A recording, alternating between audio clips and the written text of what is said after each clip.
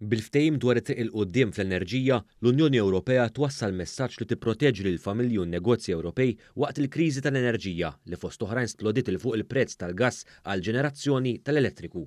Dan intqal mill-analista finanzjarju Steve Ellul f'intervista ma' One News wara li seħħ dan il-qbil waqt is-summit tal-Kunsill Ewropew fi Brussell. Interessanti però huwa id-direzzjoni issa li l-Unjoni Ewropea qiegħda tieħu forsi b'mod aktar effettiv mix-xhur ta' qabel illi tipproteġi kemm jista' jkun lin-nies u lin-negozji tagħha.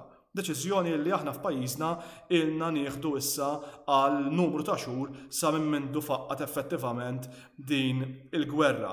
Permezz ta' dan il-ftehim, il-mexxejja Ewropej qablu kemm dwar ix-xiri volontarju tal-gass b'mod konġunt kif ukoll li jkun hemm qafas temporanju tal-Unjoni Ewropea għal limitu massimu fil-prezz tal-gass. L-analista finanzjarju nnota wkoll dan il-ftehim fil-Kunsill Ewropew huwa ta' vantaġġ għal pajjiżna minħabba li parti mill-ġenerazzjoni tal-elettriku f'pajjiżna ġejja mill-interconnector lejn sqallija. Però Malta ħad ibbenefika xorta waħda jekk ikun hemm dak tip ta' mekkaniżmu għaliex jonqos il-pis finanzjarju allura fuq dak illi huma il-kodba tal-gvern li effettivament qiegħed iħallasu flok iħallsu iċ-ċittadini u n-negozji Maltin għal prezzijiet tal-gass iktar għolin.